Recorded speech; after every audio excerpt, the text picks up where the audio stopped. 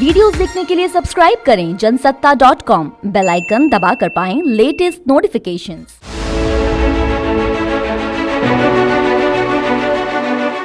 नमस्कार, जनसत्ता में आपका स्वागत है। जिस कोविशील्ड वैक्सीन का भारत में दूसरा टीका लगना शुरू हो चुका है, उसी सीरम इंस्टीट्यूट की वैक्सीन को साउथ अफ्रीका ने 10 लाख डोज वापस ले जाने को कहा है।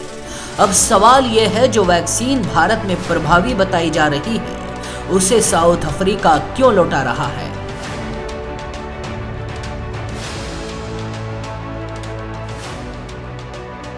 न्यूज एजेंसी रॉयटर्स के मुताबिक साउथ अफ्रीका के हेल्थ मिनिस्ट्री ने बताया कि साउथ अफ्रीका में इस वक्त कोरोना का नया वेरिएंट फैल रहा है और उस वेरिएंट पर कोविशील्ड वैक्सीन असरदार नहीं है, इसीलिए वैक्सीन के डोज लौटाने की तैयारी है।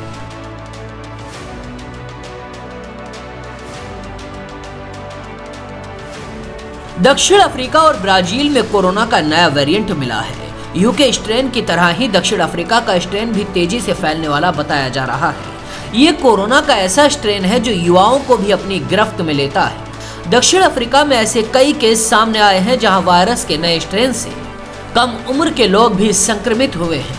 हालांकि अब तक इस वेरिएंट को लेकर ऐसे तथ्य सामने नहीं आए कि ये कितना घातक है।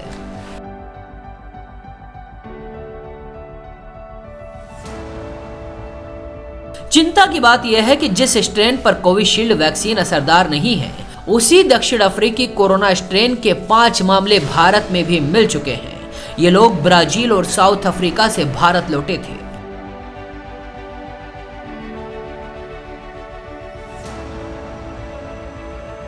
कोविशील्ड वैक्सीन के ट्रायल का सक्सेस रेट 62% रहा है, यानी 38% डोज लेने के बाद भी खतरा है।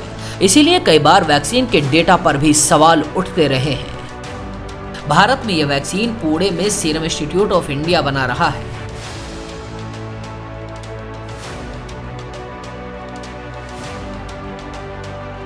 एक तरफ भारत में वैक्सीन मिशन को दुनिया सलाम कर रही है, दूसरी तरफ चीन ने भारत की वैक्सीन पर ही सवाल उठाए थे।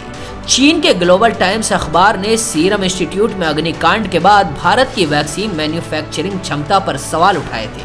अखबार ने यह भी दावा किया था कि चीन में रहने वाले भारतीय चीनी वैक्सीन को तरजीह दे रहे हैं। बीबीसी की रिपोर्ट के हवाले से अखबार ने लिखा था कि patients rights group all India drugs action network का कहना है कि सीरम ने कोविशील्ड को लेकर ब्रीजिंग स्टडी को पूरा नहीं किया है। भारतीय वैक्सीन पर मनगढ़ंत आरोप लगाने वाले चीन को अब एक और मौका मिल गया है, जिसका वो भरपूर फायदा उठाने की कोशिश करेगा।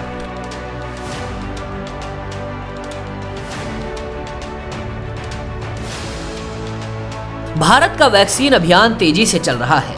केंद्र सरकार ने वैक्सीनेशन शुरू करने से पहले गाइडलाइन जारी की थी। इसमें कहा गया था जिस वैक्सीन का पहला डोज दिया है उसका ही दूसरा डोज भी दिया जाएगा, यानी अगर पहला डोज कोविशील्ड का लगा है तो दूसरा भी इसका ही होगा। दूसरे डोज के 14 दिन बाद ही वैक्सीन का असर शुरू होगा। केंद्र सरकार ने राज्यों से कहा है कि 25 दिन से पहले सभी हेल्थ केयर वर्कर्स को कम से कम एक डोज मिल जाना चाहिए।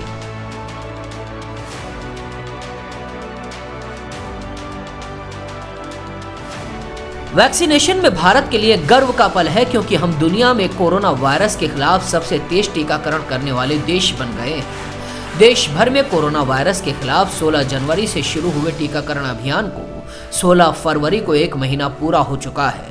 इस दौरान 85 लाख से भी ज्यादा लोगों को कोविड-19 वैक्सीन की डोज दी गई। भारत में कोविड-19 टीकाकरण अमेरिका और ब्रिटेन सहित कई देशों के बाद शुरू हुआ, लेकिन फिर भी वैक्सीनेशन के मामले में हमारा देश दुनिया में पहले स्थान पर पहुंच गया। तो ऐसी ही जानकारियों के लिए बने रहिए जनसत्ता के साथ।